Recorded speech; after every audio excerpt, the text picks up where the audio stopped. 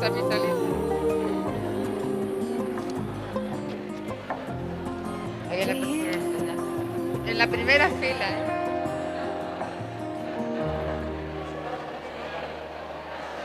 Pero ¿qué pasa? Arriba se ve mejor. Oye, ahí se ve mejor.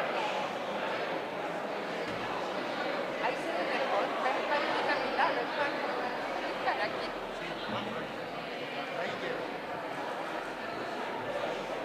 Sí, hombre, sí. Pasa- Buenas tardes. Buenas tardes. ¿Cómo estáis? ¿Qué tal? Muy bien, Dani. Un placer saludaros.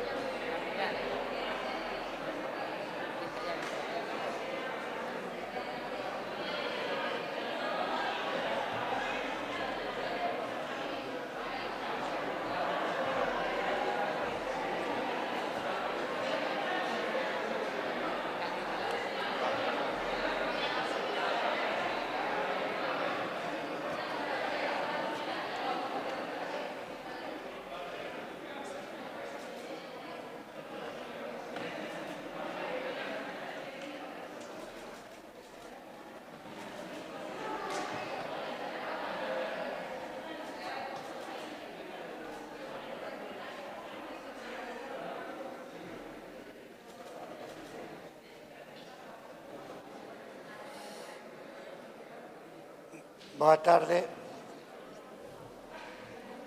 Vamos a dar comezo á acta de graduación da 7ª promoción da Escola de Enfermería de Pontevedra. Benvidos todos.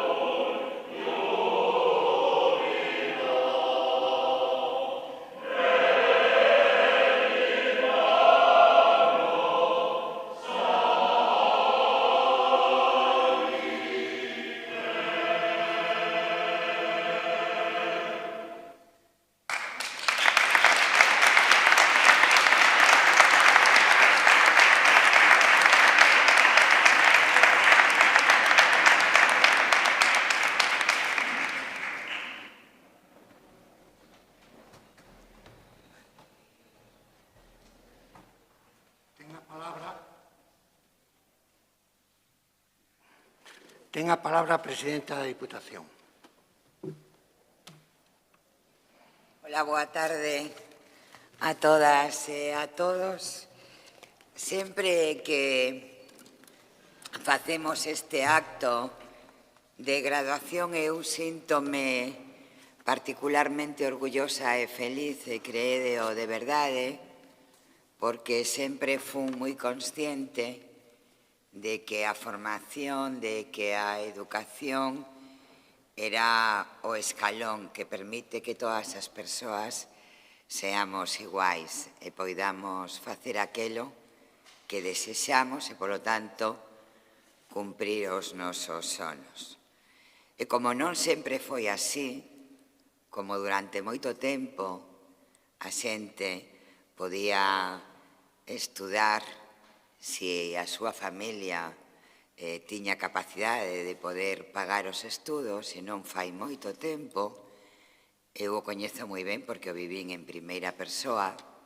Cada vez que hai unha graduación, pois sinto a enorme alegría de saber que estou diante de xente nova, de mulleres e de homes novos que decidiron unha profesión e que poideron prepararse para elo, non? E me fai moi feliz.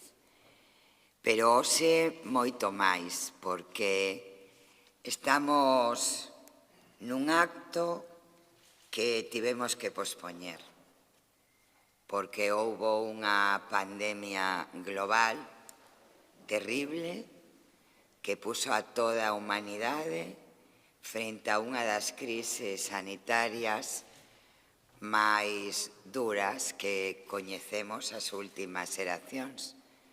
De feito, eu non pensaba que poderíamos vivir neste século XXI unha pandemia que nos confinara e que supusera tanto padecemento, tanta xente que sufriu tanto, tanta xente que nos deixou produto desta pandemia. Pero o certo é que somos vulnerables, os seres humanos. Nos creíamos que éramos os donos de todo o planeta e que éramos intocables, e non somos intocables, somos vulnerables. E unha crise sanitaria o puso con toda a forza e a dureza, a crueldade incluso diante de nós.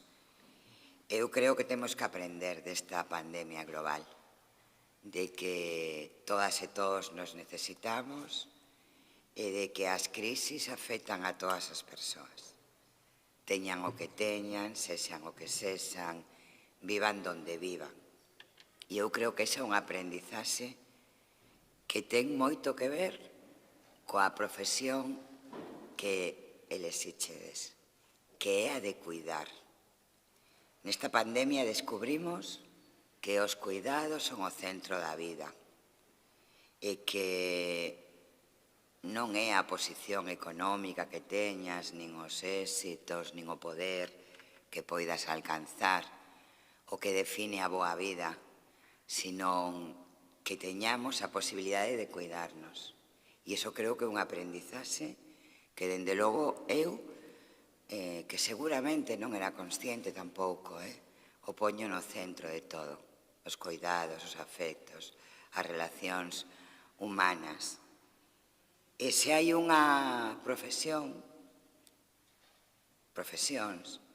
que fomos moi conscientes de que eran vitais, que nas nosas vidas e a da xente que queríamos estaba nas mans das sanitarias e dos sanitarios. E iso espero que non o olvidemos nunca, aínda que creo que olvidamos todo con demasiada facilidade. Cando o presidente do goberno anunciou en marzo que tiñamos que estar confinados e tomamos consciencia da gravedade da alerta sanitaria na que vivíamos, todas as miradas se puxeron nas mans de médicas, médicos, enfermeiras, enfermeiros. E todos os días saíamos ás 8 da tarde a aplaudir.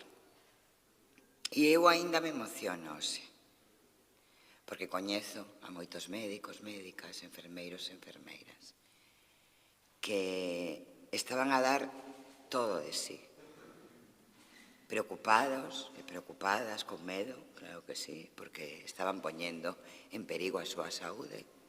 E, de feito, tamén nos deixaron moitas sanitarias e moitos sanitarios porque arriscaban a súa vida, porque estaban en contacto directo co virus, coa COVID-19, coa enfermidade.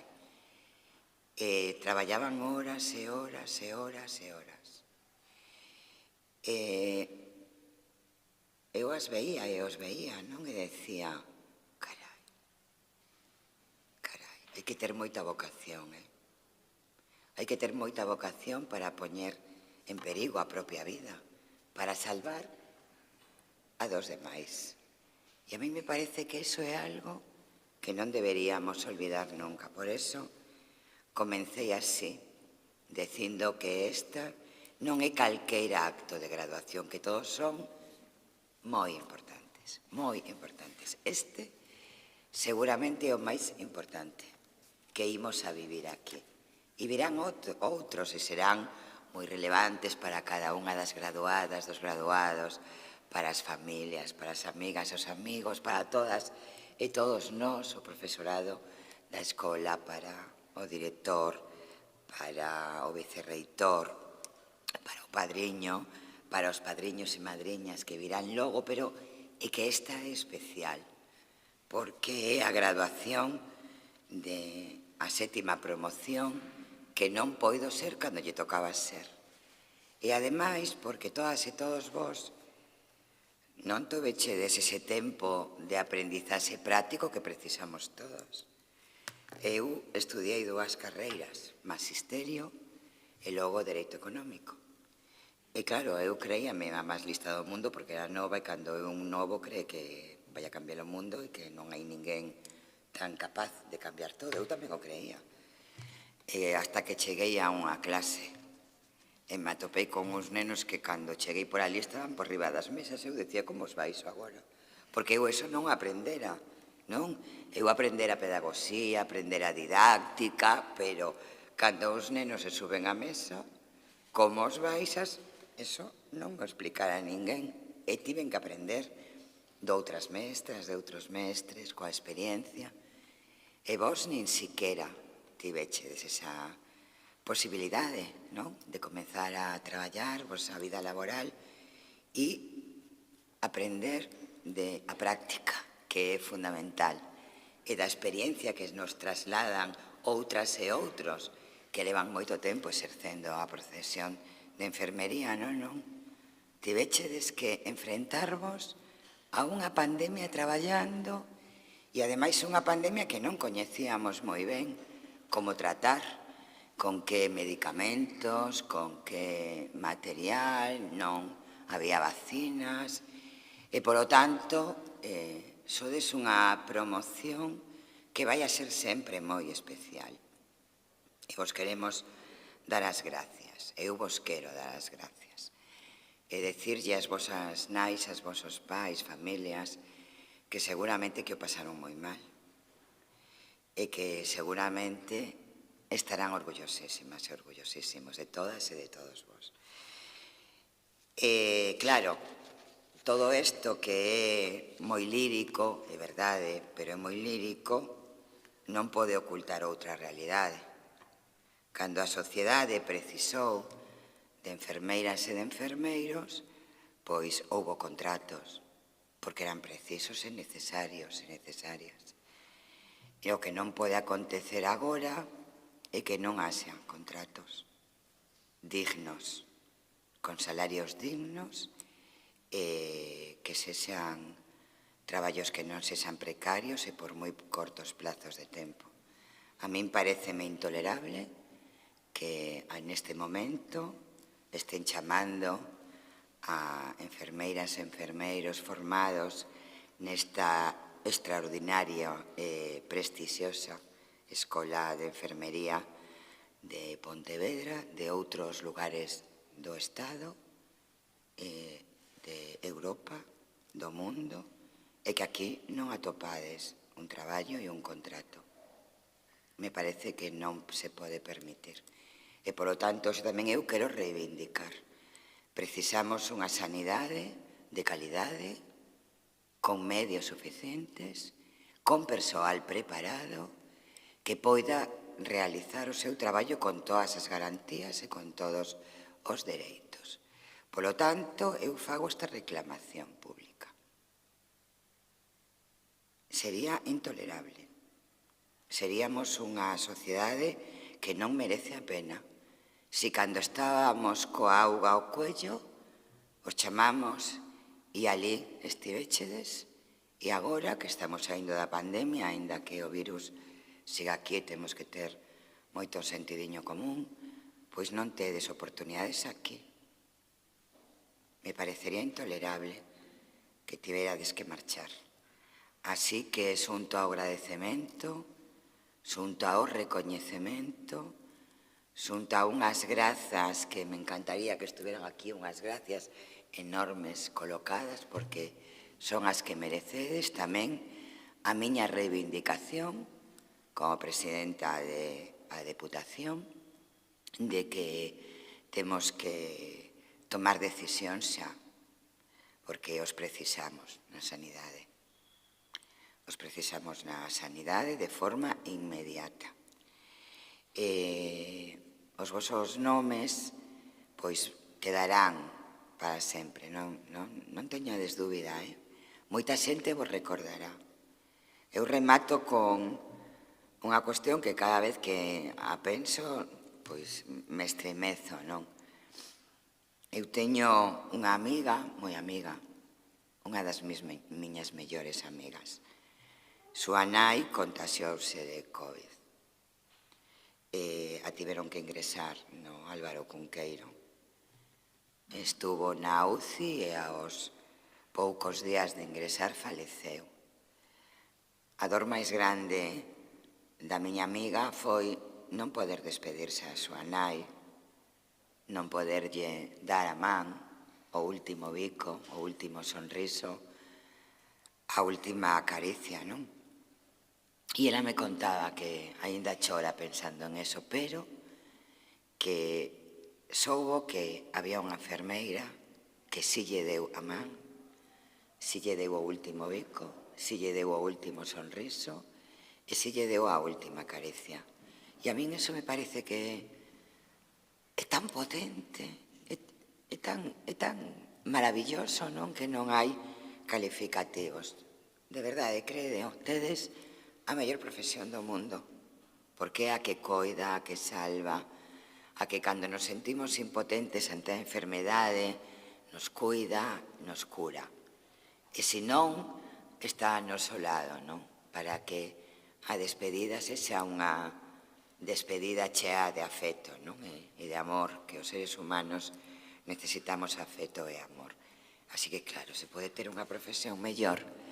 Por eso quero que entendades que cando me dixeron que íbamos a facer esta 7ª graduación posposta pola COVID, tiven clarísimo que pasara o que pasara, houbera o que houbera, nesta ocasión eu tiña que estar aquí e tiña que estar durante todo o acto. A veces me teño que ir antes de finalizar o acto, pero esta vez non, porque non hai nada máis importante que recoñecervos.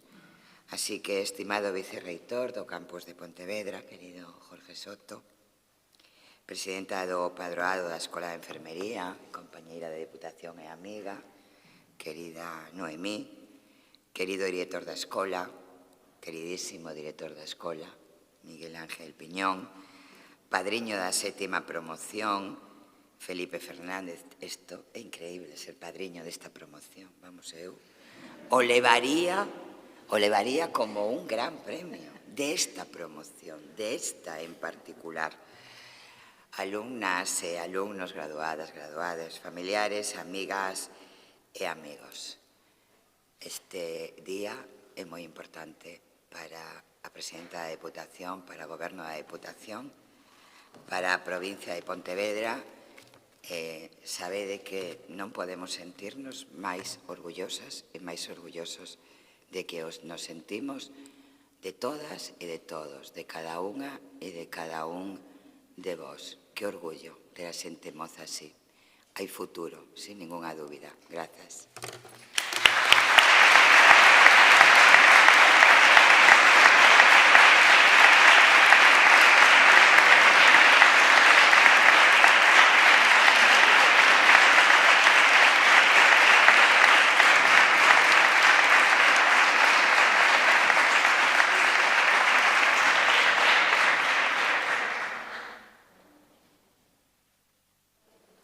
Ten a palabra o vicerrector da Universidade de Vigo e a autoridade máxima do campus de Pontevedra, o campus CREA. Non sei que dicir. O único que teño que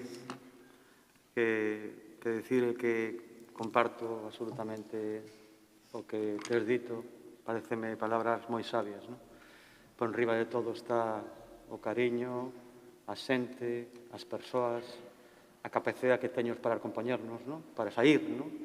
E, sobre todo, moitas desas cousas teñen que ver coas persoas que estades aquí.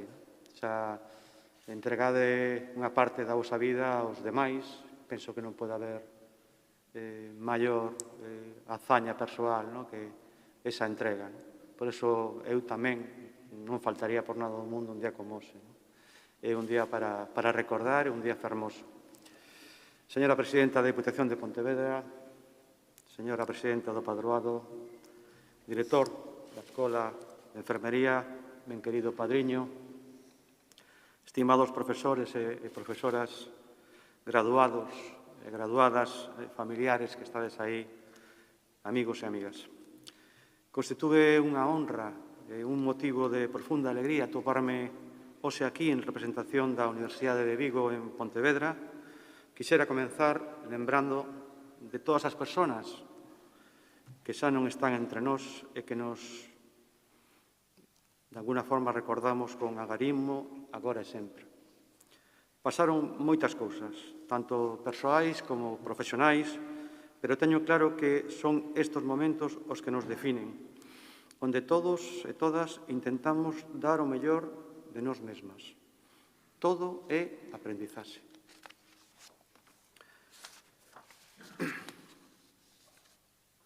Dito isto, deixádeme que reivindique este día como un acto de felicidade e de parabéns. Parabéns a todos vos pola importante meta que conseguistes e tamén polos vosos pais e nais, familiares e amigos que estuveron apoiándovos durante todo o voso proxecto, especialmente nos momentos menos acaecidos. O éxito é fundamentalmente voso, pero consideredes comigo que unha parte importante do mesmo reside nos que temos preto día a día. Uns e outros sabedes o que custa chegar ata aquí. Doutra banda, non me equivoco ao afirmar con rotundidade que o principal sentimento que teño agora neste momento a mirar para todos vos é de profundo orgullo porque sodes o noso capital humano máis prezado.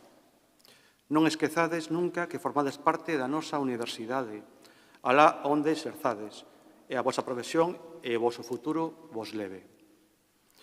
Dados os parabéns, gustaríame compartir convosco dúas reflexións de actualidade coa esperanza de que vos poidan ser de utilidade. A primeira idea refírese a que non esquezades que tendes as capacidades competenciais, é dicir, tendes os coñecementos, tendes as habilidades intelectuais, emocionais e sociais, as actitudes e os valores que vos capacitan para afrontar con garantías a resolución de problemas e a intervención no contexto profesional e social determinado onde exerceredes o voso traballo e asumiredes novos retos.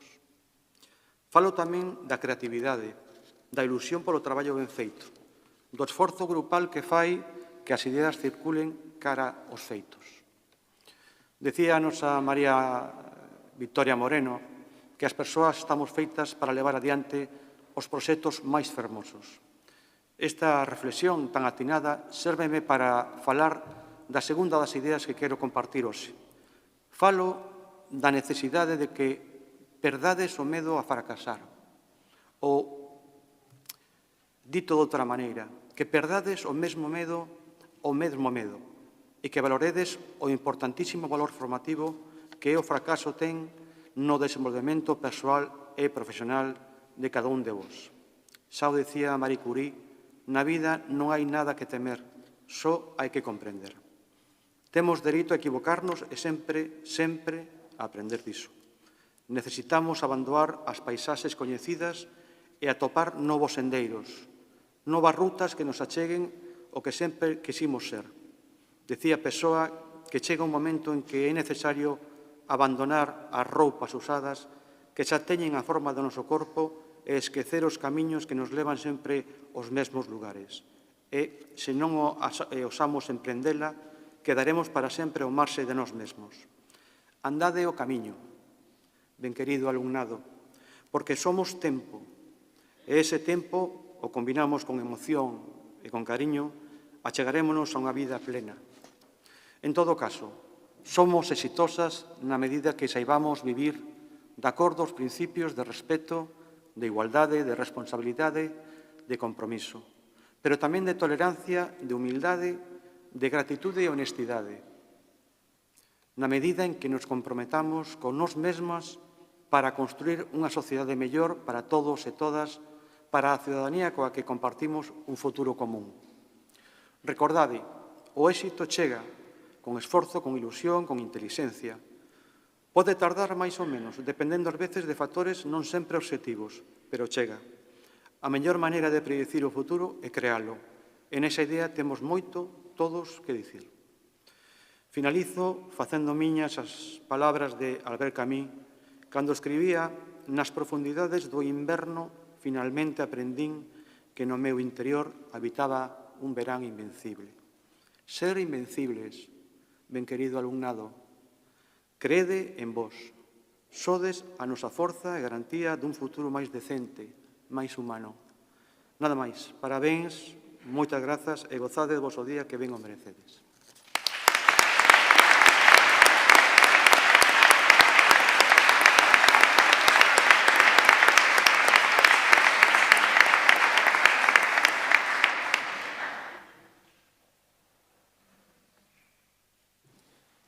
Señora Presidenta da Diputación, señor Vicerrector, señora Presidenta do Patronato, autoridades, profesores, graduados, familias, señoras e señores. Hoxe xa o dixo a Presidenta, non é un acto máis, é un acto único. Porque non só estamos a facer isto recuperando o acto de honor, recuperando o recinto que aporta solemnidade, sino que tamén estamos falando con profesionais, porque no seu tempo eran graduados recentes e agora levan un tempo xa de profesionais.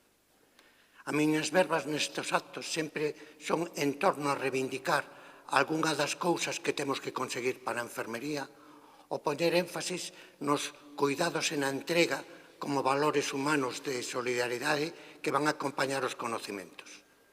Hoxe, como é distinto, vou a mudar, pero vou a falar dunha cousa que vos importa, porque sodes parte dela.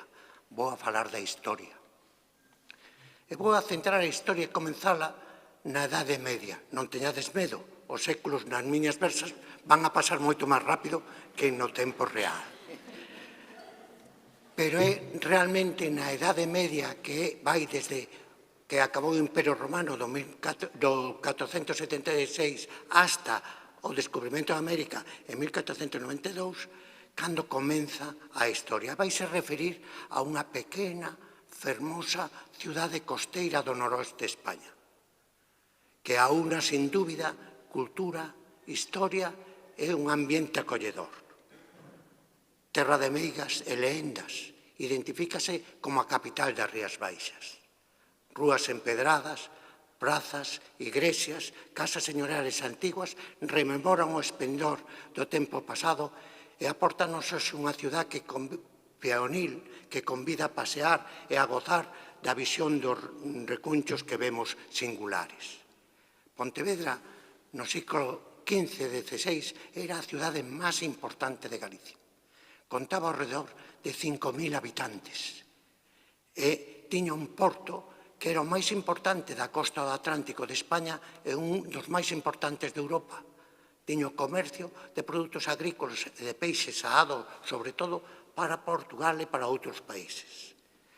Na mitad do século XV, a cofradía dos mareantes convertiuse en guardián da orden do mar e tuvo unha situación de privilexio sobre as Rías Baixas, enriqueceuse e foi fonte de riqueza para esta cidade.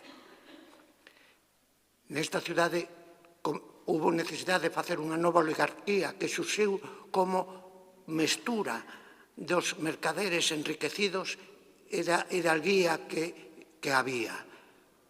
Linaxes como Ponte e Agulla monopolizaron os cargos concejiles e co apoio dos arzobispos compostoláns, dos señores da vila, dos artesáns e dos mareantes fixéronse co poder durante moito tempo. Nese tempo surxiu e naceu e morreu unha insigne pontevedresa, Teresa Pérez Fiota, que foi a que, con súas donacións de casas e bens, fixo o que foi o xermen do Hospital Provincial. Tiña naquela época Pontevedra dous hospitales. Un hospital de Santiago do Burgo, con unha capela anexa, cerca da ponte, a porta do ponte, a fortalezas arzobispais, e tiña outro hospital ao final do río Tomeza, río que se chama Tomeza, chamase Eiro, chamase Eirado da Porta, chamase de moitas formas, pero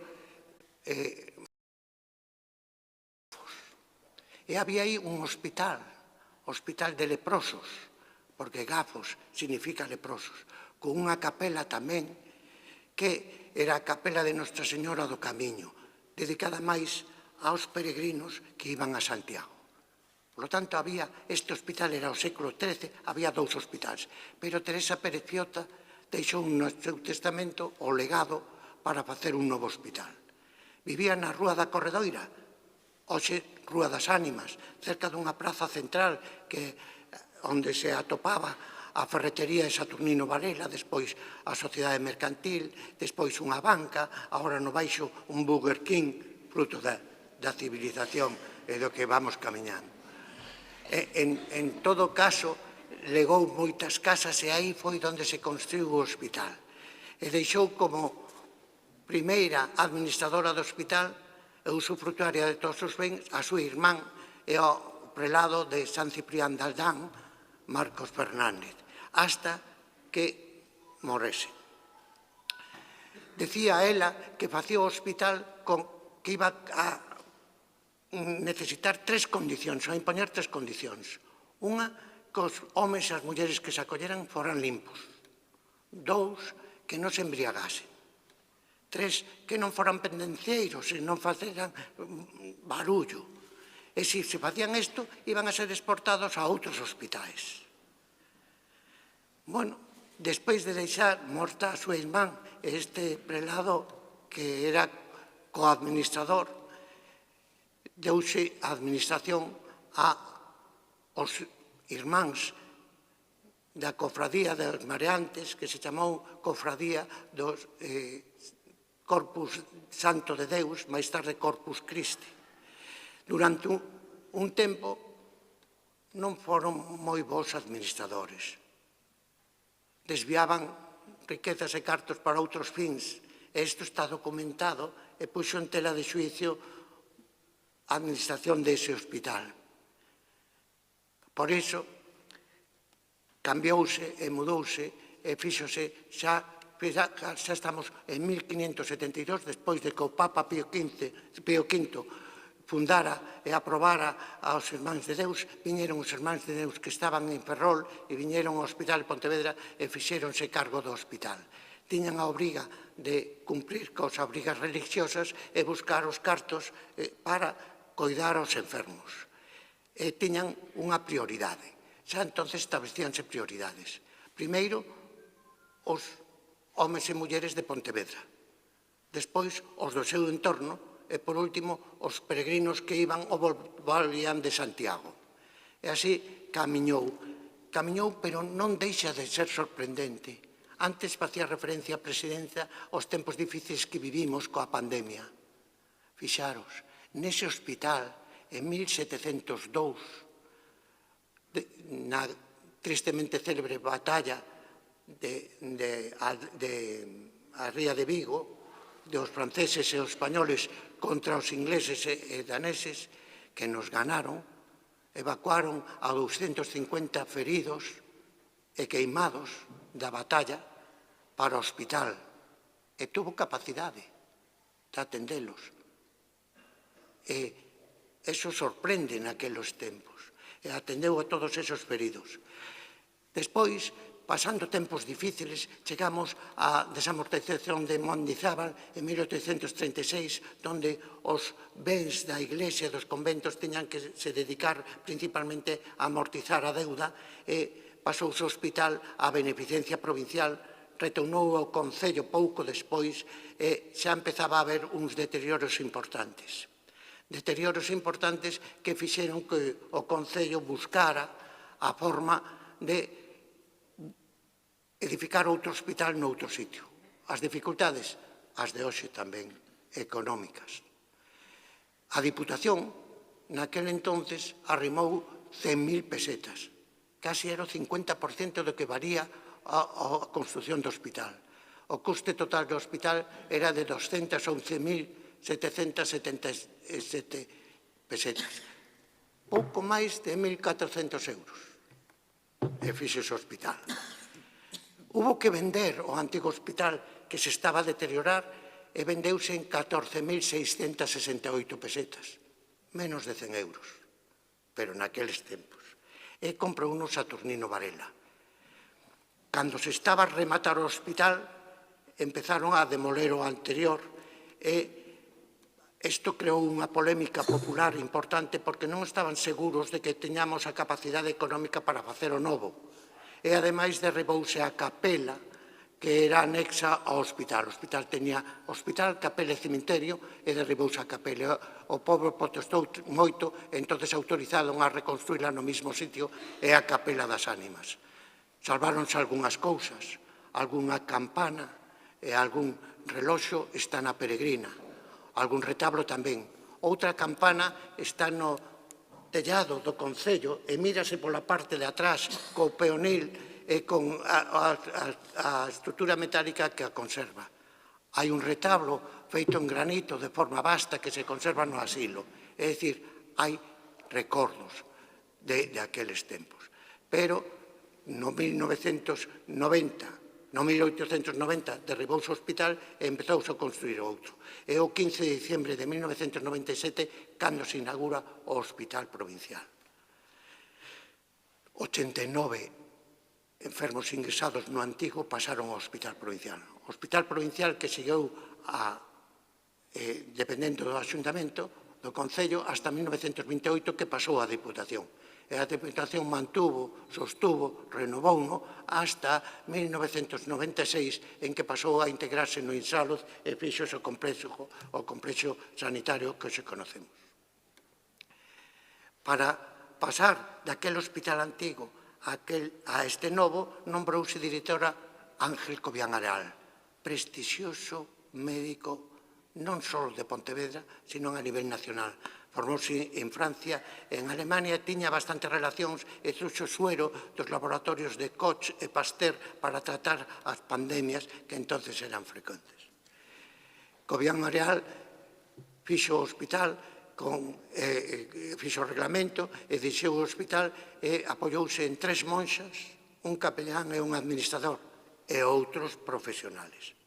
A enfermería, ao longo do tempo, estuvo en mans de religiosos e religiosas. E ainda se conservan os nomes entre os que traballamos no hospital, Sor Elvira, Sor Cándida, Sor Aurea, Sor María, Sor Ana, ben lembrámonos delas. E das salas de internado. A tradición religiosa mantúvose con Sala de Sant Ángel, San Manuel, San Cristóbal, é dicir, os santos todos. A partir de 1900 Hubo prestixiosos médicos, indudablemente, no hospital. Enrique Mariscó foi o segundo cirujano en España en facer unha resección de estómago, o segundo. Fixéronse técnicas novas nos hospitales, a psiquiatría incorporouse ao hospital sendo os primeiros de España, que fixéronse moitas cousas boas. Pero, hasta 1973, en que aparece o Hospital de Montecelo e inaugura o Hospital de Montecelo, aparece unha rivalidade artificial entre Montecelo e o provincial. Ningún quería mesturarse co outro, queríamos a independencia, pero era tan artificial que cando se produxo o complexo non hubo problemas para participar uns con outros. A enfermería tamén evolucionou. No 1986 nombras a primeira directora de enfermería ao mesmo nivel que o director médico. Tiña que organizar a enfermería, tiña que organizar as consultas, tiña que organizar salas e tamén tiña que empezar a decir que íbamos a formar enfermeiras. Porque quixo o destino, ou era necesario, que confluíran no tempo, no lugar, tres insignes pontevedreses. Un presidente da Diputación, José Luis Peláez Casas de Rei, un director de hospital, don Manuel Castorreal, e un profesor de instituto e presidente da Cruz Vermella, don Marcelino Jiménez, que con decisión, con imaginación e con ilusión fundaron o que foi o xermen da Escola de Enfermería, fundado ou basada na Escola de Cruz Vermella que había. Escola de ATS fundouse hasta 1978. Foi entonces cando 10 de novembro, a semana que ven, facemos o Consello de Ministros aprobou os estudios universitarios da Escola de Enfermería de Pontevedra desde o 1978. Estendeuse, dependía da Universidade de Santiago, que era a única que había, e cando se produxo a disgregación da Universidade de Santiago en 3 campus, en 1990 pasou a depender de Vigo. E foi precisamente en 1990 cando surxiu o campus de Pontevedra. O campus de Pontevedra, onde as institucións universitarias por antonomasia eran a Escola de Magisterio, antigo normal, e a Escola de Enfermería. É verdade que no 73 surxe tamén a Universidade a Distancia, que hoxe ten 3 centros, en Vigo, en Lalín e en Tui, e que ofrece moitas titulaciones. En este campus de Pontevedra, empeza con a Escola de las Artes, no 91 a Enxeñería Forestal, no 93 a de Ciencias Sociais, Publicidade e Relaciones Públicas, no 95 a Escola de Fisioterapia, no 2009 a Escola Universitaria que está na Escola Naval Militar, adscrita tamén á Universidade. Pero volvamos atrás. Foi no 1973-74 cando se fundou a Escola de Enfermería coa Escola de Axudantes Técnicos Sanitarios. Hai que reconocer o mérito, a decisión e compartir unha idea futurista, pero non foi máis doado mantela no tempo. Hubo luces e sombras. Estános a repetir constantemente de que as cousas trascendentes suceden por casualidade. Eu permitirme que o dúbide. As cousas trascendentes non poden suceder por casualidade. Sempre hai unha razón, inda que non a vexamos. A propia fundación da escola, con 2 hospitales sin enfermeiras, e a nosa presidenta tamén é exemplo deso. Necesitábamos, nos tempos difíciles en que empezamos co grado, que estábamos sin a infraestructura da universidade, con medios económicos limitados, necesitábamos colaboración, apoio e complicidade. E a presidenta da Diputación foi o estímulo máximo que tuvemos neses tempos. É exemplo porque a súa loita contra a desigualdade é conocida por todos, pero é unha persona de mente aberta, que escoita, que ten ideas innovadoras, que propón solucións e que veu a escola e quixo conocer cal era a nosa historia, os nosos objetivos, os nosos anhelos, as nosas dificultades, os nosos problemas, para poñerles solución. Gracias, presidenta. No nombre da escola, quero felicitar a Diputación e a súa presidencia por o estímulo e apoio que recibimos constantemente. Cando pasamos á universidade, no 78, íbamos cos profesores que aportaban ilusión, traballo, calidade, esforzo, solidaridade, íbamos cubrendo con dignidade a etapa formativa. Pero a partir de 2010 as cousas mudaron un pouco porque o Plan Bolonia exixiu cambios no todo o proceso educativo e o paradigma profesor-docente mudou, non era aplicar unha norma ou un conxunto de normas. E o esforzo que se fixo foi importante. Hubo que adecuar salas de aulas, comprar monitores, simuladores, adecuar os sistemas docentes e as ferramentas. Fixo falta incorporar o aire aclimatizado porque o calor que pasábamos desde o mes de marzo era realmente difícil de dar clase, estar atentos, estaba máis o sono que outra cousa. Todo iso encontrámoslo co apoio da Diputación, pero estábamos lonxe da universidade, non só por estar ubicados fora do campo, sino porque éramos un centro adscrito e non contábamos con a infraestructura e con o funcionamento da universidade. Por iso quero me deter un pouco para hacer público o agradecimento á universidade na figura do vicerrector. Cando o profesor Jorge Soto chegou á vicerrectoría, abriu as portas. Cortou a distancia entre o campus e a escola e arrimounos ao campus e nos fixo participar como unha facultade máis nas actividades do propio campus, no campus Green e nas outras. E, ademais, comprometeuse coa escola porque, desde entón, non faltou nunca aos actos de graduación da escola e sempre tuvemos en el e no delegado da universidade unha vía importante para facer presión e poder integrarnos nesa universidade para que temos un centro integrado, unha facultade máis. Gracias, director. Non me quero esquecer do hospital. Como iba a haber enfermeiras se non houbera hospital? Non había forma. Pero o que sí é de poñer de manifesto e agradecer é a dedicación e a vocación de compartir das autoridades sanitarias e dos profesionales. Hoy temos aquí o director de enfermería do complexo e quero transmitir a él, aos profesionales e ao xerente o noso reconhecimento e agradecimento. Moito máis cando é o empleador máis importante dos profesionales e, polo tanto, participan na formación no xeito que eles queren. Gracias por a calidade e por a vocación docente. Non podo, nin quero, esquecer aos profesores e ao personal da escola. Síntome orgulloso e pouco. Síntome absolutamente orgulloso de como se comportan, de súa calidade, de súa sacrificio, de súa espírito, da vocación docente, que non é doado moitas veces e con recursos limitados. E síntome orgulloso tamén dos alumnos. Vos xa non sedes, sodes estudiantes, porque na nosa profesión non acabamos de estudiar nunca, pero xa non sodes alumnos da escola. Pero sentímonos orgullosos de vos e de todas as promocións, porque por riba de ter dificultades que as hubo, sempre aportastes solucións. Temos estes problemas, creemos que a solución é esta.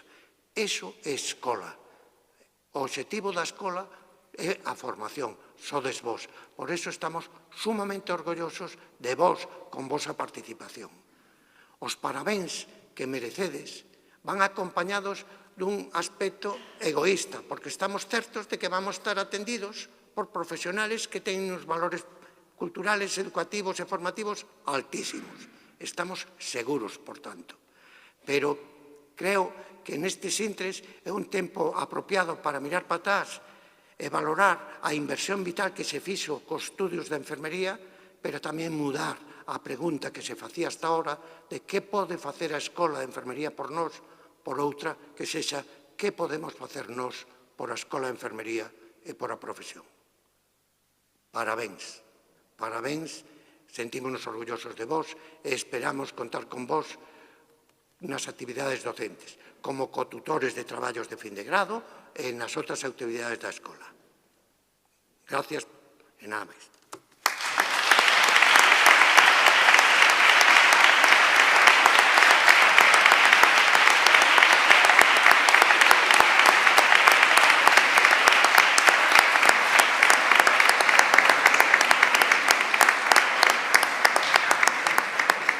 Vamos a continuar co acto e agora van a intervir no nome dos egresados, non graduados e egresados, non alumnos, dous representantes da sétima promoción, Ana Penide Liñares e Rebeca Entenza Salomón.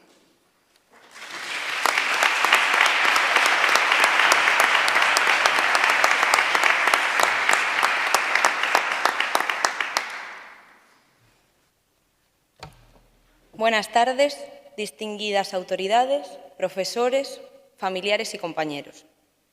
Es para nosotras un honor dirigirnos a ustedes en nombre de la promoción del 2016 al 2020 del grado universitario en enfermería.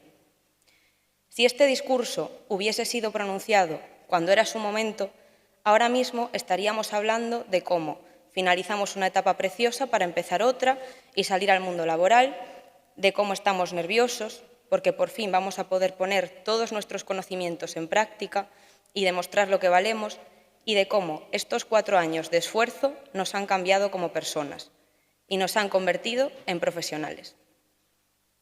Pero sin que nosotros lo supiésemos, mientras hacíamos nuestras últimas prácticas en el hospital, el ambiente empezó a enrarecerse, a causa del enemigo invisible que nos obligó a retirarnos a casa, a madurar a nivel profesional antes de tiempo, a casi ni poder pestañear entre la entrega del trabajo de fin de grado y la salida al mundo laboral, y a estar expectantes, viendo, con una mezcla de orgullo e impresión, cómo nuestro colectivo luchaba incansablemente por evitar que se esfumasen más vidas con el paso de cada minuto. Y sabiendo que los siguientes que íbamos a tener que estar en esa posición íbamos a ser nosotros. Esta no es una graduación típica. Por eso este no va a ser el clásico discurso de graduación. Pero sí es cierto que esta puede ser una buena ocasión para recordar nuestros comienzos en la profesión más bonita del mundo, los motivos que nos hicieron elegirla en su momento y cómo hemos llegado hasta donde estamos.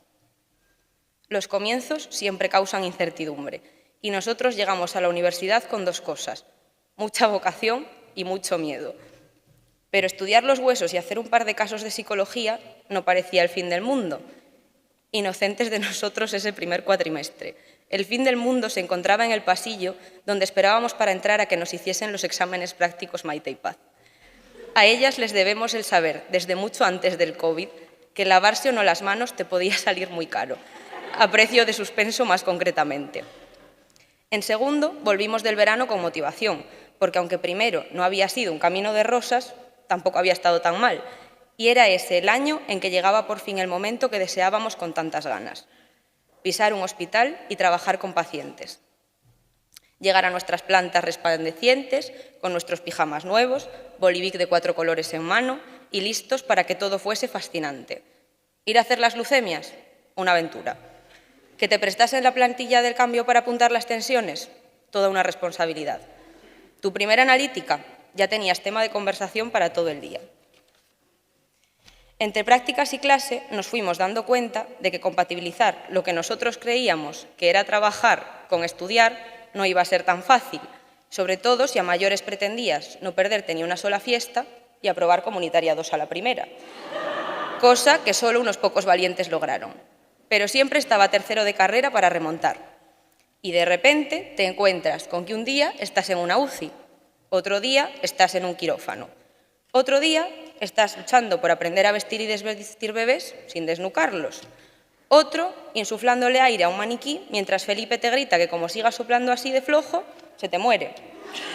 Y otro, temiendo a los libros del Nanda Niknok más que al mismísimo demonio. Ahora que ya hemos pasado por todo eso y 1000 cosas más, echando la vista atrás desde el final, podemos comprobar que absolutamente todo ha valido la pena. Hemos hecho amistades que van a durar para siempre.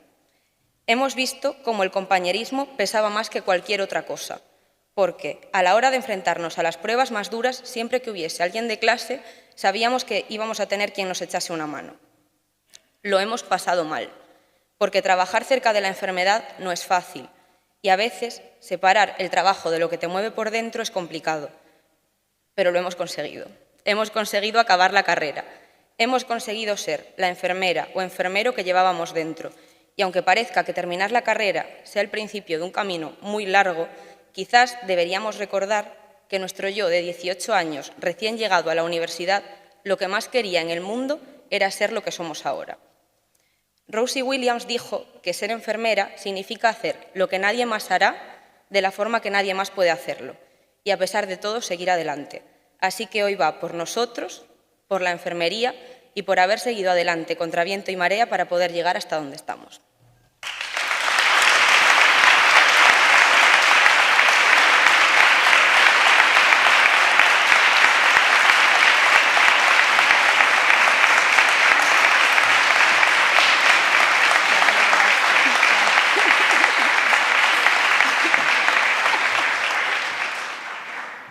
Visto desde ahora, desde el final, somos conscientes de la importancia de esta etapa en el ámbito personal.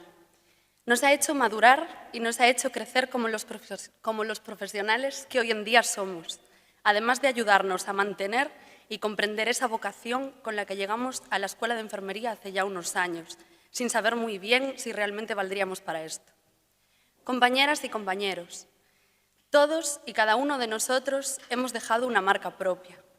Algunos por su personalidad, otros por cosas más simples, como un comentario en un momento determinado, o una presentación de un trabajo de clase, o por una actuación en una de las numerosas simulaciones que realizamos a lo largo de los cuatrimestres, o por su papel en algún ámbito de las prácticas clínicas. Así que empiezo por daros las gracias a vosotros, por acompañarnos y hacer de esta etapa una parte tan especial de nuestras vidas, por el compañerismo, la compañía y las amistades que muchos de nosotros hemos forjado. Sin duda, nada hubiese sido igual sin vosotros, ya que mis recuerdos de los años de universidad están llenos de nombres de persona. No podríamos dar este discurso sin incluir un enorme agradecimiento a nuestros apoyos incondicionales, porque sin ellos no lo hubiésemos conseguido. Así que gracias, padres, madres, abuelos, tíos, parejas, amigos y amigas, por todo el apoyo en los momentos más difíciles, cuando algunos hubiésemos tirado la toalla, y compartir nuestra alegría y nuestros logros cuando las cosas han ido bien, y ese sentimiento de orgullo que nos habéis transmitido en numerosas ocasiones cuando el cansancio no nos dejaba ver con claridad todo lo que estábamos logrando. Gracias también por seguir a nuestro lado en nuestra tortuosa salida al mundo laboral, cuando la incertidumbre por la incorporación a nuestros puestos de trabajo se juntó con la complicada situación que estábamos viviendo a nivel mundial, lo que también nos afectaba en el ámbito personal. De nuevo, muchas gracias. A todos los profesores de la Escuela Universitaria de Enfermería de Pontevedra, por acompañarnos y hacérnoslo todo más fácil, y por formarnos en los numerosos ámbitos que incluye la enfermería. Estoy segura de que la exigencia que siempre nos habéis transmitido nos ayudará a encontrar la mejor versión de nosotros. Seguiremos creciendo, pero la base la habéis aportado vosotros. A Clara y Eduardo, por toda la ayuda y la paciencia que han tenido con todas las gestiones que hemos tenido que hacer a lo largo de estos años, desde antes de empezar hasta el final.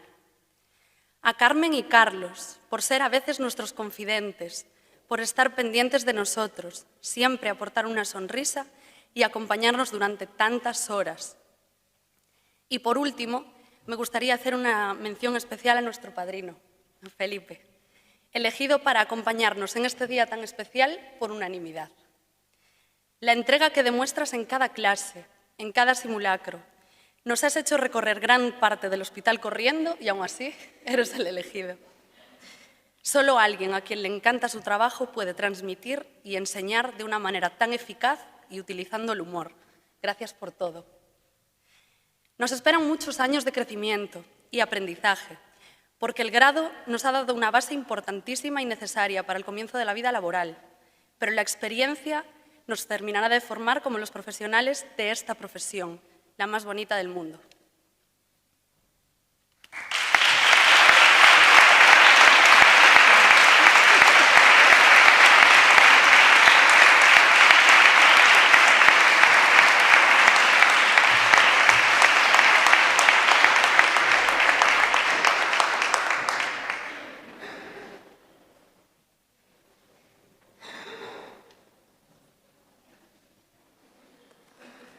Ahora vais a celebrar a imposición de becas, se van a ser chamadas pola subdirectora da escola, Paz, o padriño vai a por as becas abaixo e van a recoller os diplomas aquí.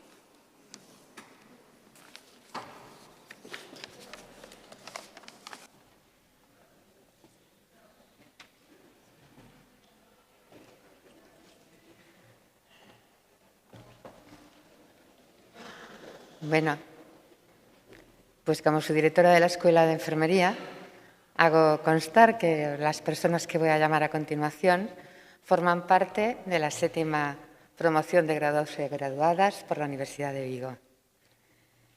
Manuel Abreu Amor.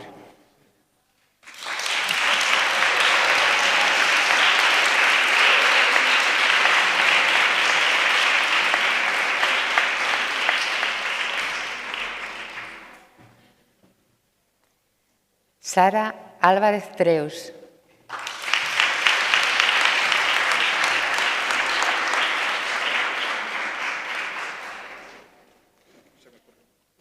Víctor Andújar Moure.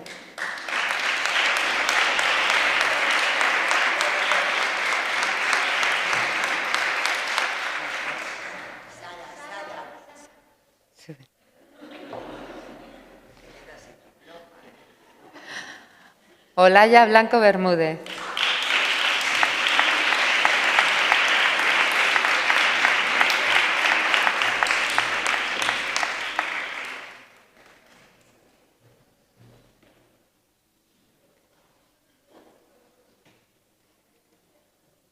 Marta Calvo Patiño.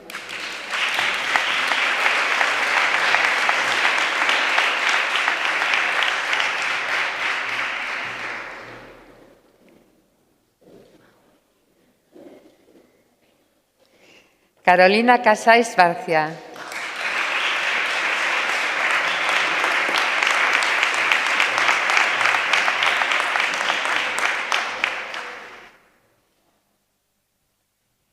Miriam Couto Fajín.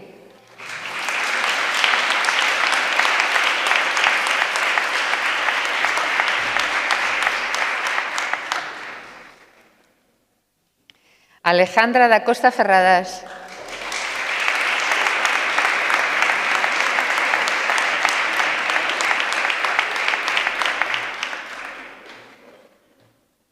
Rebeca Entenza Salomón.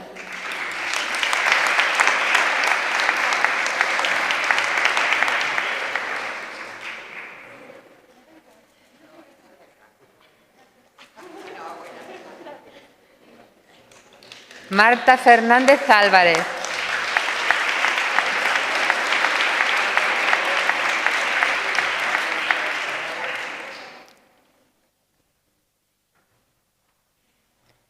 Cristina Fernández Durán.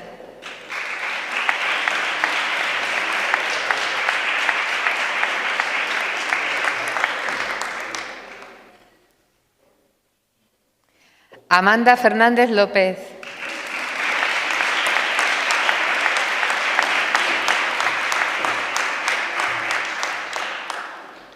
Roberto Fernández Nuevo.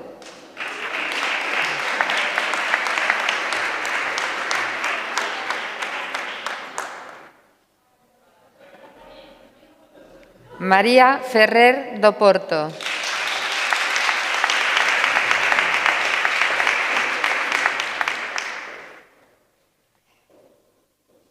Anxo Gesteiro Otero.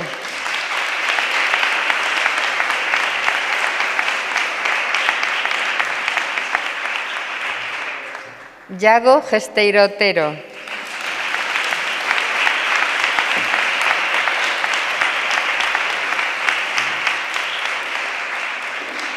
Marta Gil López.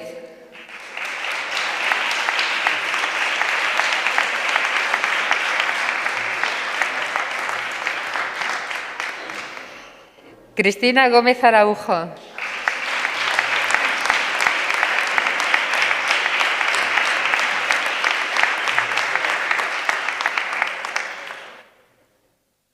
Paula Lado Freire.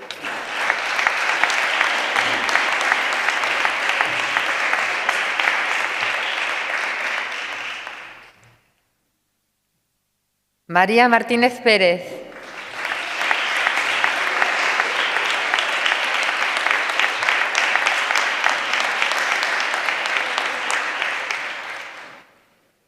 Jennifer Oubiña Vázquez.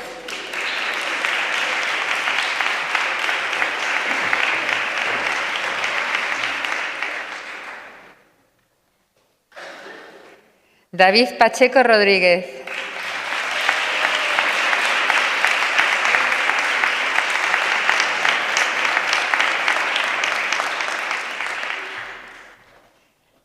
Ana Penide Liñares.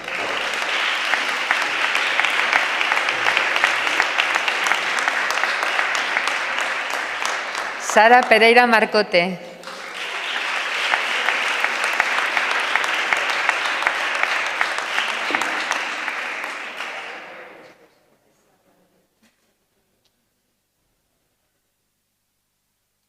Adrián Prada Pérez.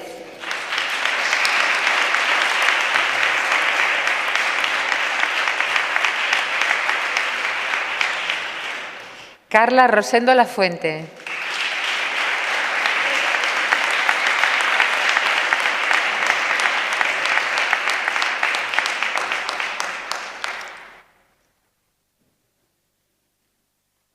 María Saldaña Morquillas.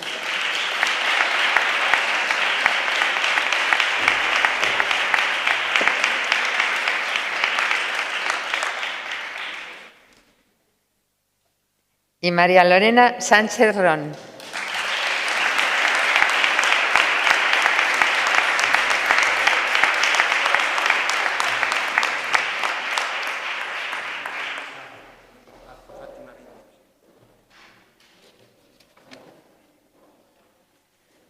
¿Está Fátima? No está. Fátima Viñas.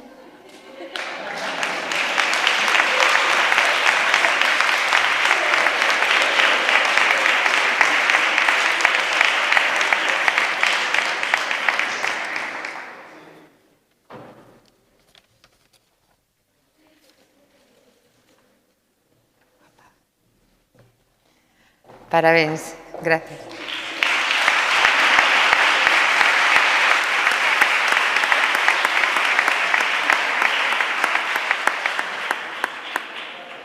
Ahora me parece que tendes unha pequeniña manifestación fotográfica, non?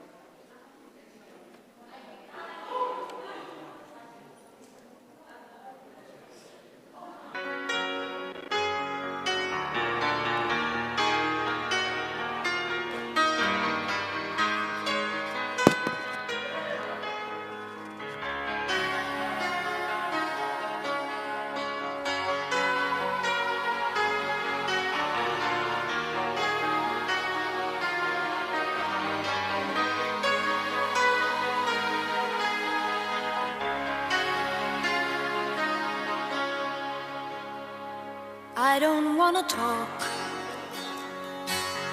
about things we've gone through, though it's hurting me. Now it's history.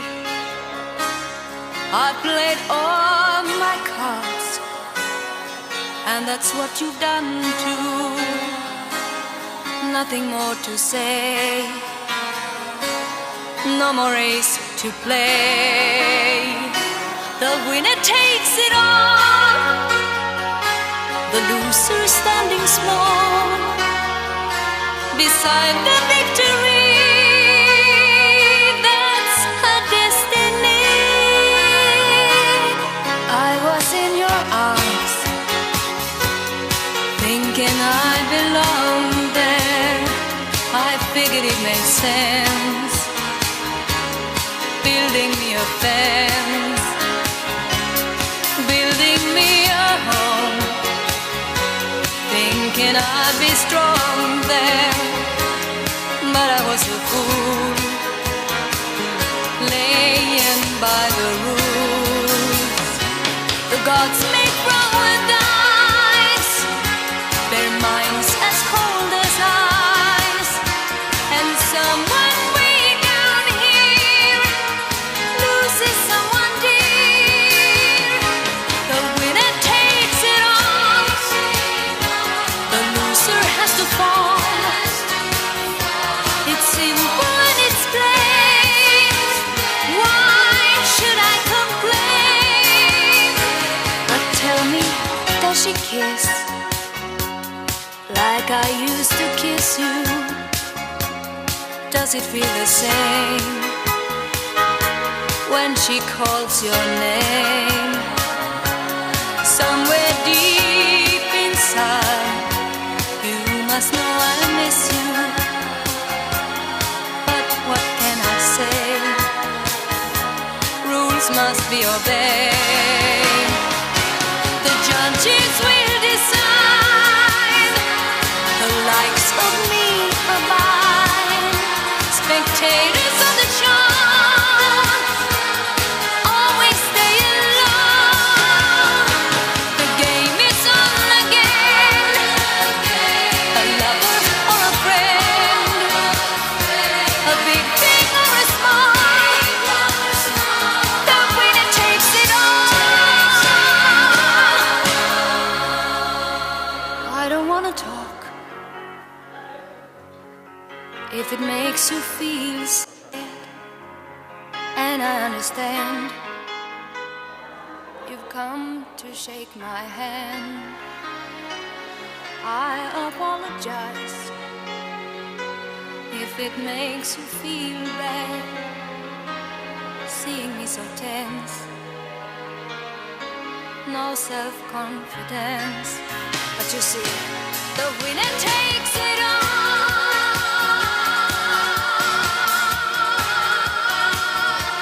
The winner takes it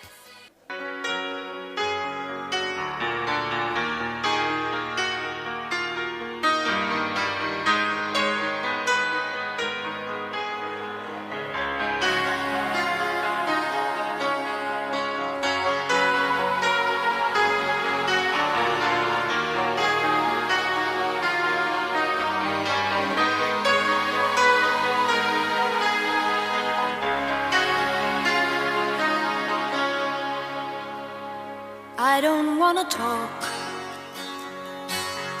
about things we've gone through, though it's hurting me. Now it's history.